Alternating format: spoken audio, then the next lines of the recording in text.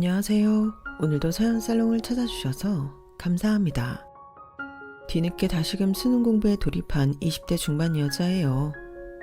다른 여대생들은 대학을 졸업할 나이지만 전 사실 상고 출신이에요. 요즘 특성화 고등학교라고 칭하는 상업고등학교 말이에요. 개인 형편상 고졸로 바로 취업을 했고 남친을 만나 결혼까지 약속했지만 어떠한 사건을 계기로 파혼을 하게 되었죠. 하지만 그 후 엄청난 행운을 거머쥐어 다시금 공부할 수 있는 기회가 주어졌네요. 잠시 머리를 식히는 의미에서 짧지만 산전수전 다 겪었던 제 인생을 반추해보려 합니다. 전 요즘 명칭으로 보육원이라 불리는 고아원 출신이에요. 고아원 원장님 말씀에 의하면 제가 말도 못하고 겨우 걷기만 하던 때 이곳으로 보내졌대요. 경찰 아저씨 손을 잡고 말이죠. 어딘가에서 부모를 잃어버린 듯한데 고속버스 터미널에서 엉엉 울고 있길래 데리고 왔다고 하네요. 전 너무 어렸기에 그때의 상황이 전혀 기억이 안 나요. 부모에 의해 버려진 건지 아님 서로 길을 잃어버려 헤어지게 된 건지 전혀 모르겠어요. 한창 사춘기 때는 가족을 찾고 싶기도 해서 원장님께 말씀드리고 여러 방면으로 찾아도 봤지만 결국 못 찾았어요. 고등학교에 올라오면서 가족 찾기는 다 포기했던 것 같아요. 왜냐하면 당장 고교 졸업 후 고아원에서 퇴소하여 나가면 이 세상이 완전히 나 혼자뿐이었거든요. 내가 번 돈으로 내가 먹고 살아야 한다는 현실의 문제가 제 정체성 찾기보다 훨씬 더 다급한 문제였죠. 전 중학교에서 전교 10등 안에 들 만큼 공부를 곧잘 하는 편이었어요. 하지만 어차피 대학에 입학한다고 해도 등록금 대고 하숙비 등등 그 돈을 다 마련할 자신이 없더라고요. 그래서 일찌감치 대학은 포기한 채 취업이 잘 된다는 상업고등학교에 진학했어요. 여자들이 격리 자리로 취직이 잘 된다 하여 고등학교 내 세무회계 쪽 반으로 들어갔죠. 혼돈스럽기만 하던 사춘기가 끝나고 고등학생이 되자 학교 생활과 고아원 생활이 더 편해지더군요. 제가 있었던 고아원은 방이 여러 개 있었어요. 그 방 안에 아이들이 꽉꽉 차 있었기에 방마다 방장을 뽑았어요. 학교에서 반장 같은 역할을 하는 사람이었죠. 제가 우리 초록방의 반장이었고 나름 리더로서 아이들을 질서정연하게 교육했기에 원장님으로부터 예쁨도 많이 받았답니다. 고아원에는 봉사활동 오는 사람도 많았어요. 어렸을 때는 봉사자들에게 반나절 만에 정이 들어 헤어질 때 너무너무 아쉬웠지만 크고 나니 헤어짐이 익숙해지더군요. 어느 날은 동네에서 꽤 큰 병원에서 단체로 봉사활동을 나왔더라고요. 그런데 다들 봉사활동 하는 척만 하며 사진만 찍어대기 바빴어요. 웬 귀금속을 치렁치렁한 늙은 아줌마가 열심히 병원 직원들 사진을 찍어대더군요. 예전에도 사진만 찍고 가는 나흘용 봉사자들도 많았기에 그러려니 했죠. 자, 이쪽에서 한 컷, 고아원 건물 잘 나오게 찍고 고아원 애들 배경으로도 찍자고. 야, 니네 고아들 좀 웃어봐. 전 그때 고3이어서 같은 고아원 아이들을 친동생처럼 여기고 있었는데 우리 아이들을 저딴 식으로 부르는 건 용납할 수 없었어요. 뭐라고요? 어이, 거기 할매, 지금 뭐라고 했어요? 니네 고아들? 웃어보라고? 이 할매가 장난하나? 여기 사진 찍으러 왔어요? 그럴 거면 당장 나가요. 너 나보고 지금 할매라고 했니? 너 나 누군지 알고 그러는 거냐? 이 병원 부원장이야. 우리 병원 없으면 이 지역 사람들 다 아파서 죽어나가. 어디서 조그만 게 버르장머리 없이? 애미애비 없는 년이면 책으로라도 보고 예의를 갖춰. 멍청한 것 같으니라고. 뭐? 지금 부모님 없는 사람이라고 이렇게 무시해도 되는 거예요? 의사고 부원장이면 클래스에 맞게 행동하세요. 품이 없어 보이네요. 공부한 사람 맞아요? 시끄러운 소리가 나자 저쪽에서 묵묵히 땀 흘리며 진짜 봉사활동을 하고 있던 남자가 달려오더군요. 부원장님, 아니 엄마, 병원 직원들 다 보는 데서 이러시면 안 되죠. 이제 봉사 시간 다 끝났으니 그만 돌아가시죠. 사진 그만 찍고요. 그 남자는 제게도 사과했어요. 미안해요. 여기 원생이시죠? 고등학생 같은데 나중에 다시 와서 정식으로 사과드릴게요. 저희 엄마랑 직원들이 봉사는 제대로 안 하고 사진만 찍어댔네요. 일단 다음에 다시 봐요. 안녕히 계세요. 전 아직도 분이 풀리지 않아 씩씩거리며 그 남자를 쏘아봤어요. 꼭 다시 와서 정식으로 사과하겠다며 돌아갔지만 그냥 흘려들었죠. 다시 들러겠다면서 오지 않던 사람들이 한 트럭이었으니까요. 그런데 그 남자는 약속을 지켰어요. 이번엔 혼자 와서 원생 모두에게 햄버거와 콜라를 쏘더군요. 초록방 방장이 누구죠? 햄버거랑 콜라 좀 모두에게 나눠주시겠어요? 제가 이 방 방장이에요. 박스 여기 두시면 제가 다 나눠줄게요. 잘 먹겠습니다. 아, 그때 그 학생이군요. 이름이 어떻게 돼요? 키가 굉장히 크네요. 거의 저랑 비슷할 것 같은데요. 아직 고등학생이죠? 키가 크니 말을 못 놓겠네요. 아, 안녕하세요. 네, 이제 고3이에요. 제 이름은 최지원이고요. 저번엔 제가 좀 무례했네요. 그 부원장님 말에 너무 화가 나서 그만. 아니에요. 저희 엄마가 말 실수하신 거죠 뭐. 이해해요. 저도 여기 병원 의사예요. 저희 아버지가 원장님, 엄마가 부원장님. 우리 가족 모두 의사네요. 그런데 참 재밌네요. 뭐가 그렇게 재밌으신가요? 시종일관 웃으시네요. 제 얼굴이 재밌게 생겼나요? 아니요. 지원 씨 이름이 재밌어서요. 저도 같은 이름이에요. 배지원. 우리 둘 다 지원이네요. 아, 정말요? 전 그냥 고아원 원장님께서 지어주신 이름이에요. 부모님이 버리신 건지 아님 길이 엇갈렸던 건지. 여튼 경찰 아저씨 손에 이끌려 이곳으로 왔다고 하네요. 어머, 제가 선생님께 별 얘기를 다 하네요. 어쨌든 중성적인 이름이라 별로 안 좋아했는데 이름이 같다니 신기하네요. 지원 씨 개인적인 스토리를 얘기해줘서 정말 고마워요. 어떤 일로 고아원에 있는 건지 궁금했거든요. 근데 이제 고3이면 퇴소하고 나가서 살아야 할 시기가 다가오는 건가요? 잘 아시네요. 맞아요. 그래서 취업 잘 되는 상고에 들어가서 세무회계반에서 공부 중이에요. 자격증도 많이 따놨고요. 이제 여기저기 취업 원서 넣어보려고요. 아, 정말요? 우리 병원 격리 자리가 비었는데 혹시 우리 병원에서 근무하는 건 어때요? 나름 큰 병원이라 세무회계 쪽으로 정리해줄 사람이 필요하거든요. 아, 전 완전 초보라 잘할 수 있을지 모르겠네요. 거기 엄청 큰 병원에 매출도 엄청나지 않나요? 크긴 하죠. 한 건물을 통째로 임대해서 병원 운영하고 있으니까요. 그 빌딩 건물주가 그 주위 15채 건물을 소유하고 있는 부자라네요. 서울에서 사업한다죠. 그래서 저흰 저렴하게 임대해서 병원으로 사용 중이에요. 참고로 병원 전문 회계사와 세무사랑 다 협업하고 있으니 격리직은 그 중간다리 역할만 잘해주면 돼요. 어려울 것 없어요. 당장 몇 달 뒤면 고아원에서 혈혈단신으로 나가 살아야 하는데 너무 고마운 기회였어요. 전 취업 제안에 응했고 상고를 졸업하자마자 바로 그 병원 격리직으로 일하게 되었습니다. 면접 볼 당시 저와 대판 싸웠던 그 할머니 부원장님이 절 채용하는 걸 반대하셨지만 아들인 배 선생님이 추천하셨다고 하여 겨우 넘어갔어요. 저는 병원 앞 원룸에 월세로 살기 시작했어요. 그리고는 병원 직원들 중 제일 첫 번째로 출근하고 맨 마지막에 퇴근했어요. 경비 아저씨보다 더 늦게 나가는 일도 허다했죠. 병원은 굉장히 딱딱한 분위기였어요. 원장 부원장님이 직원들을 무섭게 군기잡기로 유명하더군요. 전 더 정신 차리고 열심히 해야겠다고 생각했어요. 돈 버는 게 너무 절실한 시절이었거든요. 딱 한 사람, 절 추천해준 배지원 선생님만은 늘 저를 따뜻하게 대해주었어요. 이름이 같다는 단 한 가지 이유로 정말 잘해주셨죠. 저와 13살 차이가 나는 분이었기에 어른처럼 여기며 저도 선생님께 충성을 다했던 것 같아요.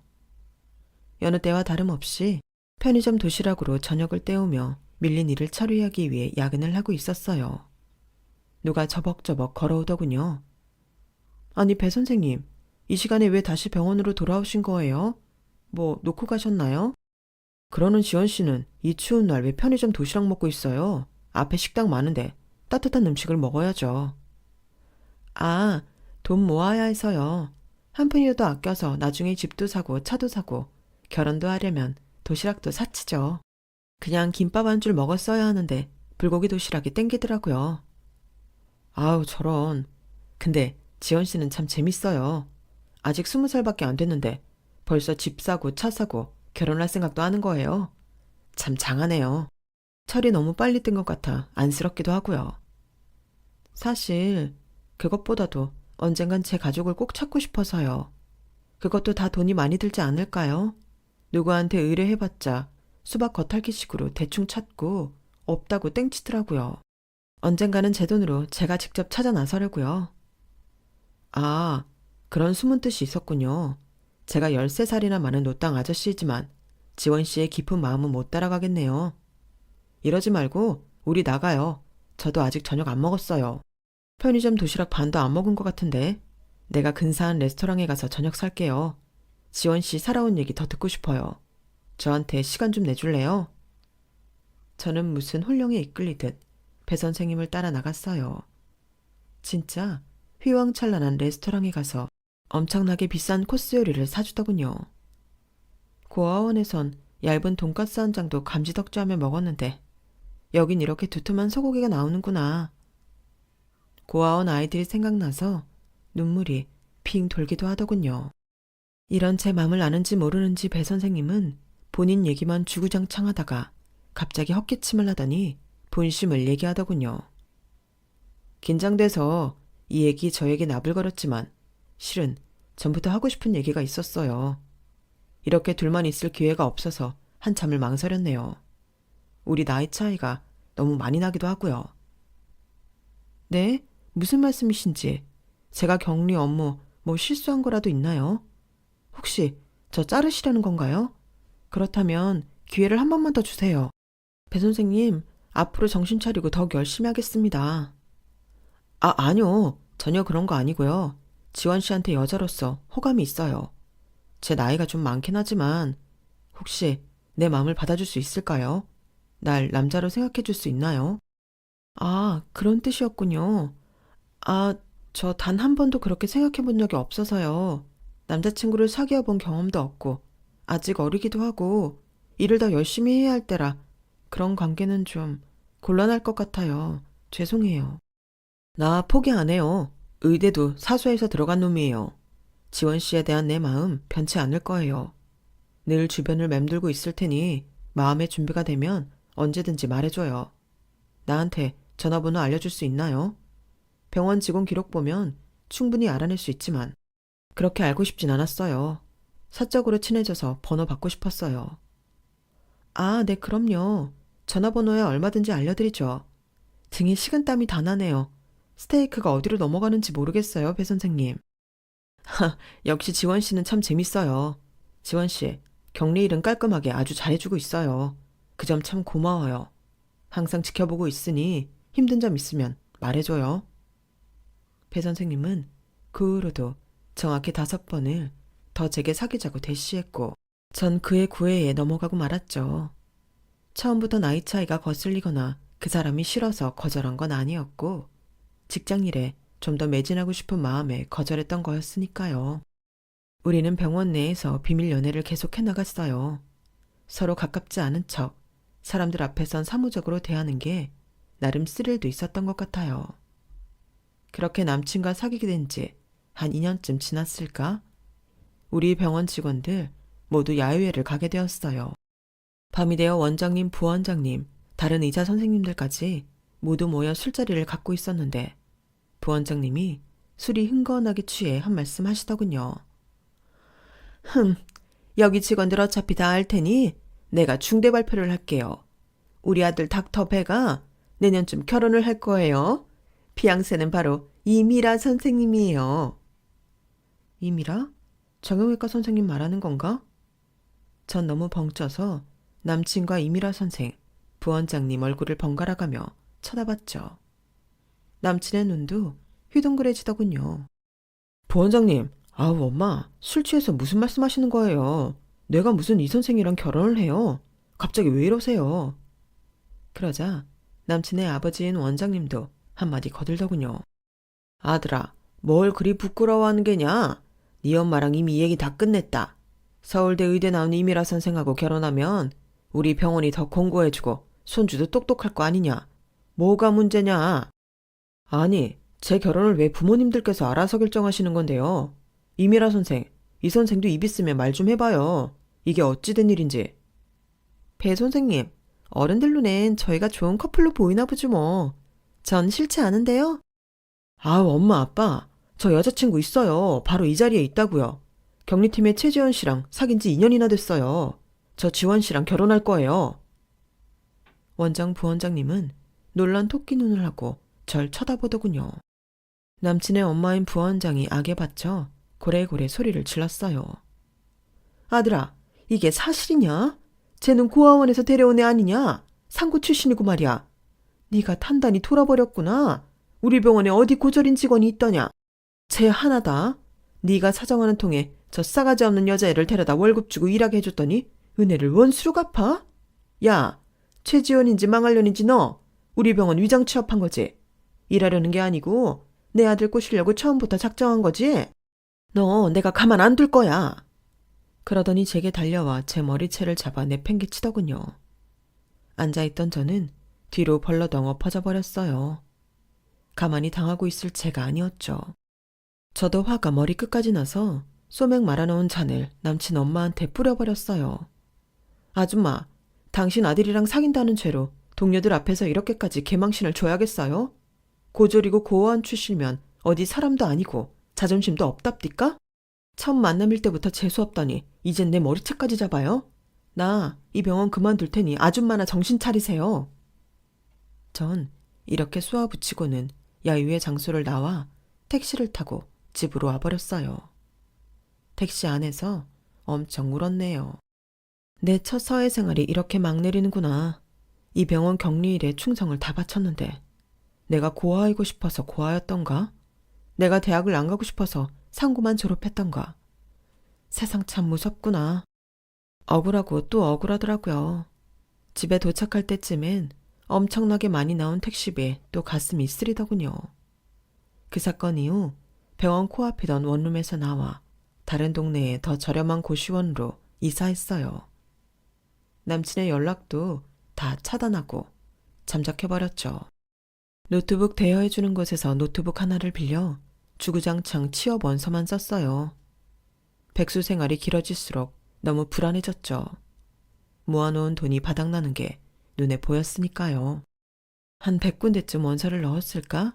한 조그마한 병원 원무과에서 연락이 왔어요. 월급은 적지만 함께 일해보지 않겠냐고요. 저는 감지덕지하며 바로 출근 가능하다고 했죠. 한 일주일쯤 일했나? 병원이 끝나갈 때쯤 누군가 신경질적으로 팍 문을 차면서 들어오더군요.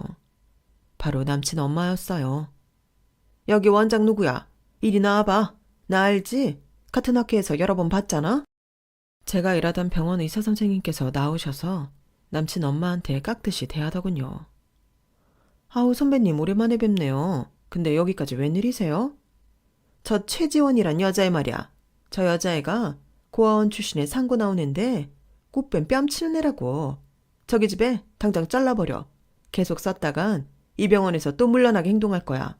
이 좁은 지역에서 입소문 잘못 나면 알지? 병원 문 닫아야 한다고. 아니 아줌마, 여기까지 와서 웬 행패예요? 일 열심히 하고 있는 사람한테 꽃뱀이라뇨. 대체 나한테 무슨 억하심정을 가졌길래 이래요? 쳐봐. 나한테 하는 거 봤지? 이래서 사람은 가정환경이 중요한 거야. 고아원에서 뭘 하나라도 배웠겠어? 머리 텅텅 빈 저 여자애 절대 쓰지 마. 알았지?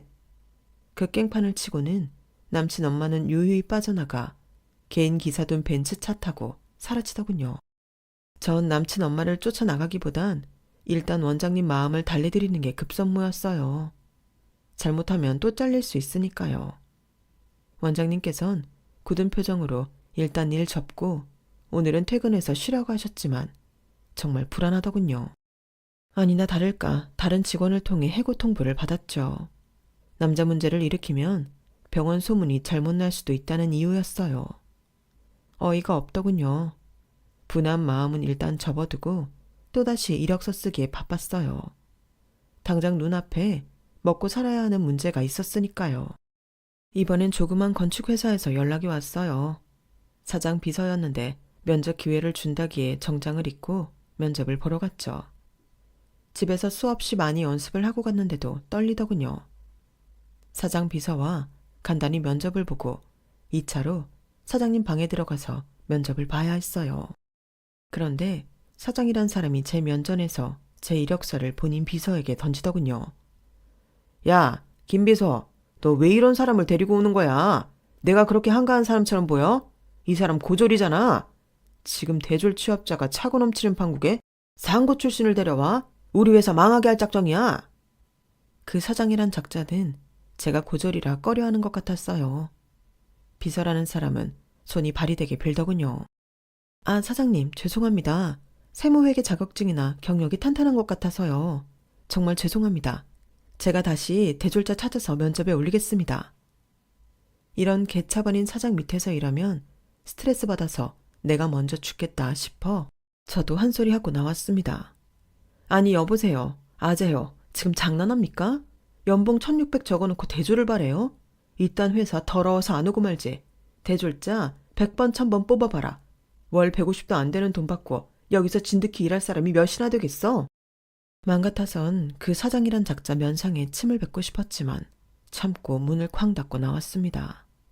나와서 비서한테 듣자 하니 그 사장이란 사람은 초등학교만 졸업한 사람이라 학력에 대한 콤플렉스가 엄청나다더군요. 어쨌든 터덜터덜 고시원으로 향해 걸어오는데 익숙한 실루엣이 눈에 보이더라고요. 남친이었습니다. 지원아, 내 전화 왜 안 받아? 카톡도 다 차단하고. 갑자기 이사까지 가버리면 어떡해? 난 자기 없이 앞으로 어떻게 살으라고. 자기는 의사에 집안도 여유롭고 빠지는 게 없잖아. 왜 날 쫓아다녀? 내가 자기 엄마 아버지한테 당했던 수모를 목격하고도 이래? 난 뭐 부모 없이 살고 싶어서 고아원에서 살았어? 공부하기 싫어서 고졸로 일했냐고. 난 그런 무시 받고는 못 살아. 내 잘못이 아닌 걸 나보고 어쩌라는 거야. 다 알아. 지원이 잘못 아닌 거. 우리 부모님 일은 내가 사죄할게. 태어나서 우리 엄마가 그렇게 흥분하시는 건 처음 봤어.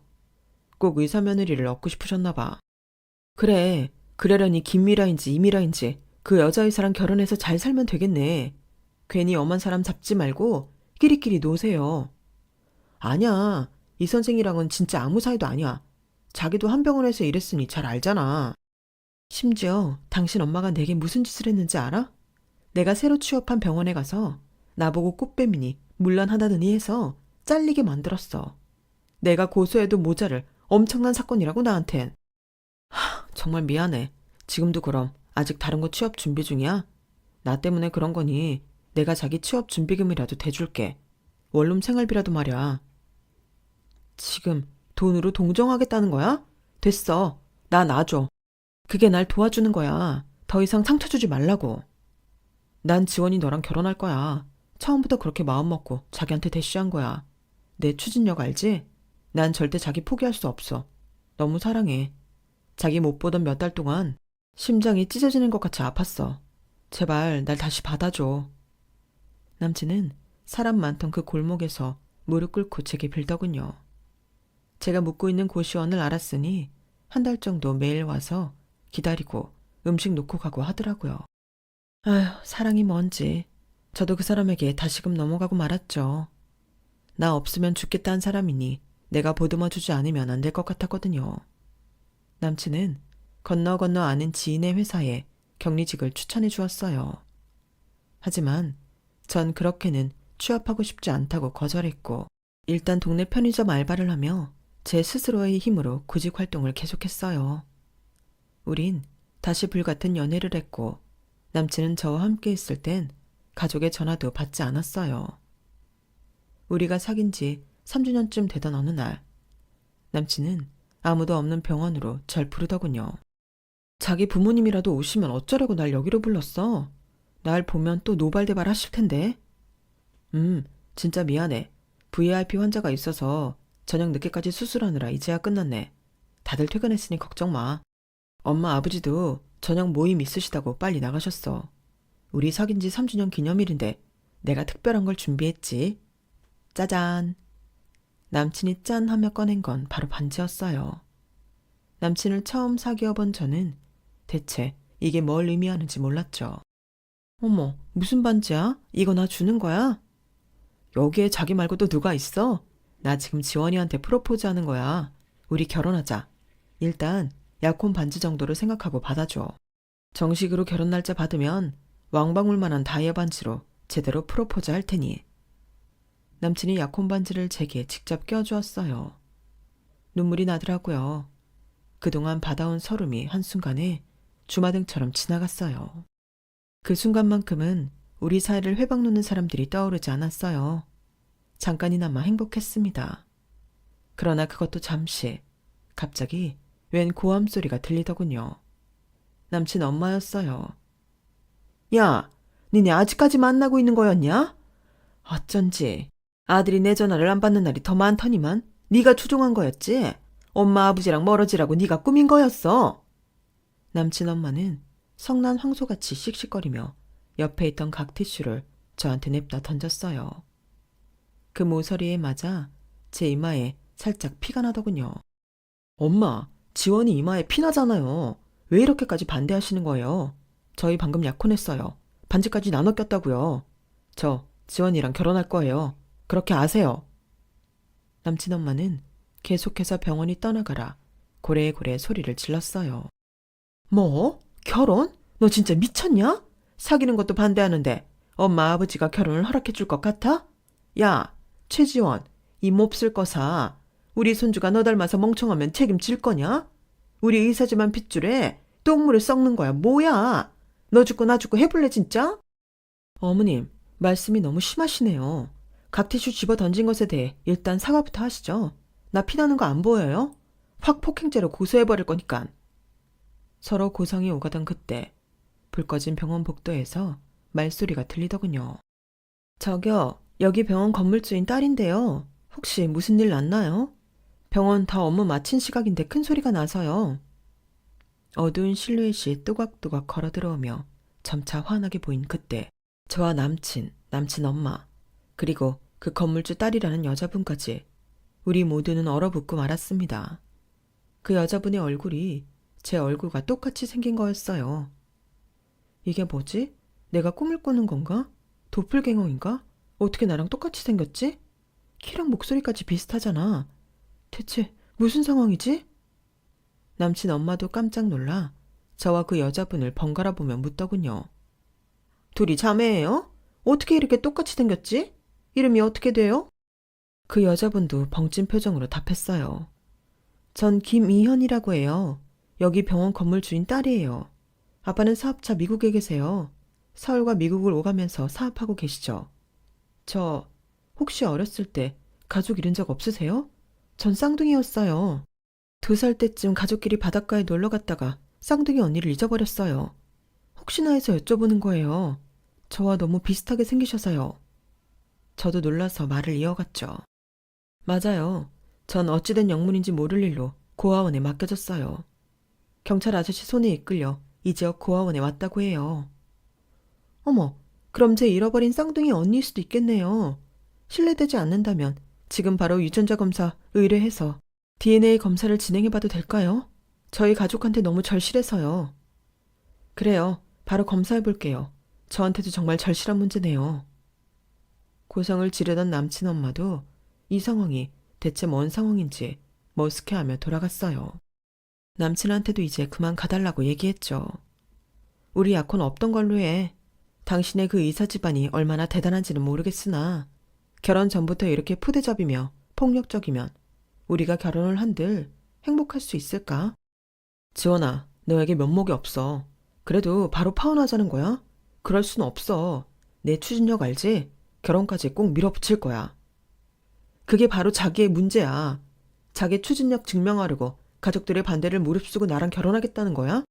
날 진짜 사랑해서 그러는 건지 당신 자존심 때문에 그러는 건지 당최 모르겠어. 집에 가서 혼자 잘 생각해봐. 나한테 다시는 연락하지 말라고. 파혼이고 뭐고 전 제 가족 찾는 일에 집중하고 싶었어요. 곧바로 회사를 서치해서 DNA 검사를 의뢰했어요. 그 여자분과 아버지라고 하는 분도 진행했고요. 얼마 후 결과지가 날아왔어요. 결과는 친자 및 쌍둥이 유전자 일치.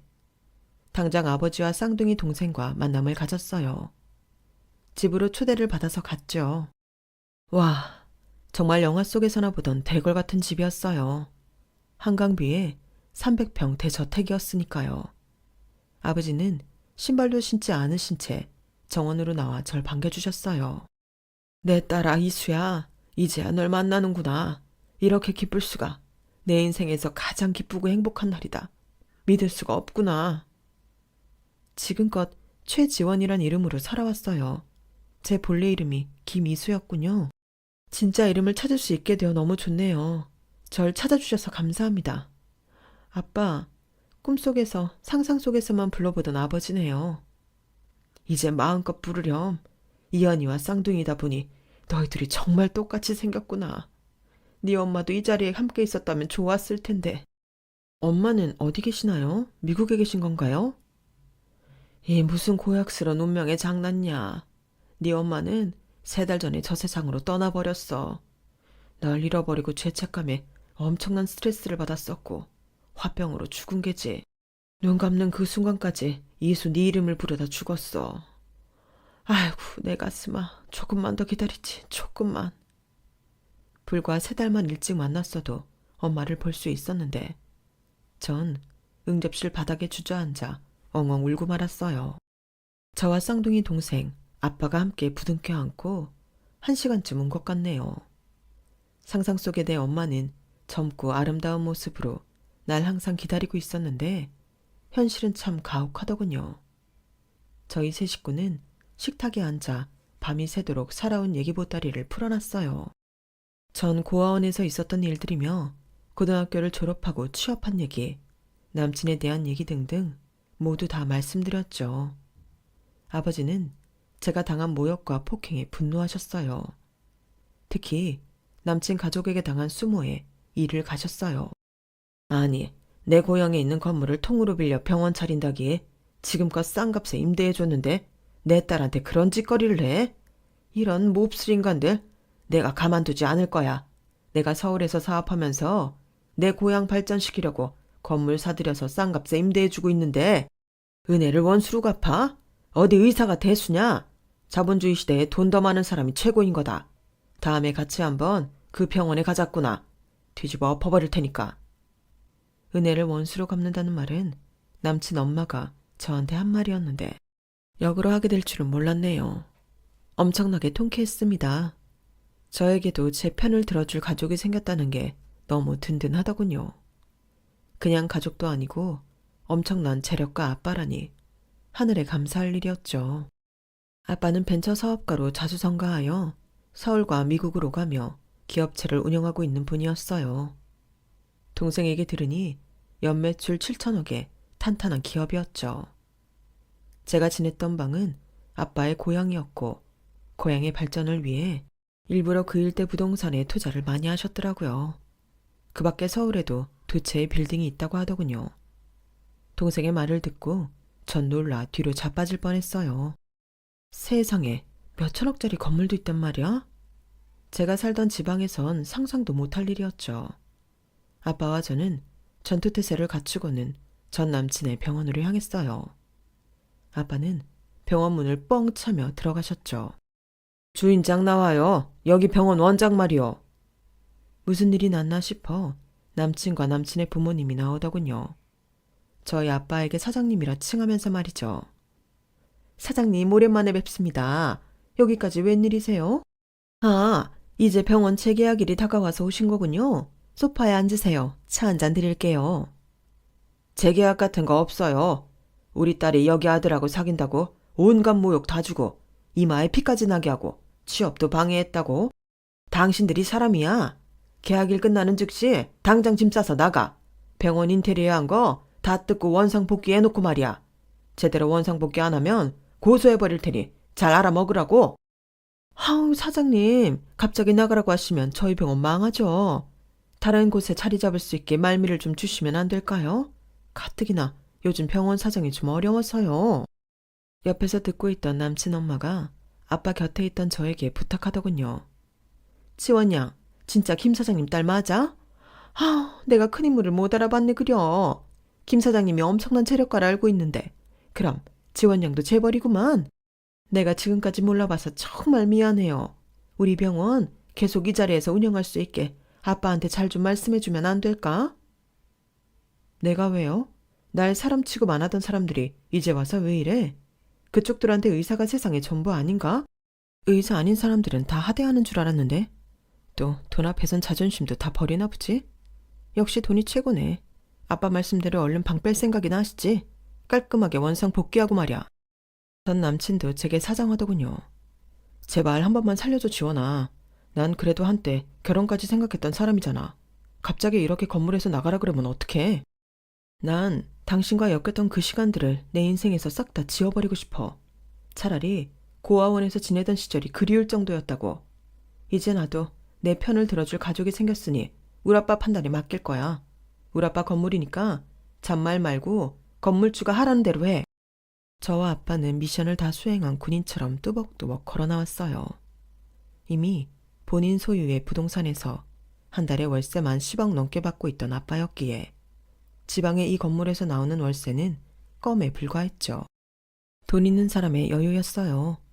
이렇게 든든한 아빠가 생겼다니 세상을 다 가진 것 같더군요. 이수야, 아직 많지 않은 나이이니 지금이라도 대학에 가보자꾸나. 아빠가 최대한 밀어줄게. 조급하게 생각하지 말고 재수학원에 등록해서 차근히 해봐. 아빠 꿈은 내가 일군 회사를 다른 사람이 아닌 내 쌍둥이 딸내미들한테 넘겨주는 거야. 원한다면 차후에 미국으로 유학을 가도 좋고 원하는 대로 다 해줄 테니 경영에 대해 본론부터 익히도록 하자. 아직 회사를 물려받는다는 것에 대해선 너무 먼 일같이 느껴졌지만 대학을 가고 싶은 마음은 굴뚝 같았어요. 그동안 고아원 출신 고졸이라며 받은 서름이 너무 컸거든요. 그리하여 전 수능을 준비하는 학생으로 돌아갔습니다. 돈 걱정 안 하고 모든 시간 다 투자하여 공부할 수 있다는 사실이 너무 행복했어요. 코피 터져가며 열심히 공부하니 모의고사 성적도 꽤 나오더군요. 저번 수능이 엄청 어려운 불수능이었기에 약간 긴장되는 것도 사실이에요. 하지만 저처럼 운 좋은 사람이 또 있나 싶기에 제 운명을 믿고 가보렵니다. 여러분도 무언가를 시작하기에 늦었다고 생각하시나요? 아직 어린 제가 드리기엔 참 멋쩍은 말이지만 늦은 나이는 없다고 생각해요. 약간의 상황만 갖춰진다면 일단 한번 시작해보시기를 권할게요. 여러분의 앞길에도 저에게 찾아왔던 행운의 여신이 함께하길 기원합니다. 여러분, 사연 댓글에 응원과 현명한 조언 부탁드려요. 좋아요와 구독은 저에게 큰 힘이 됩니다. 오늘도 좋은 일 가득하세요.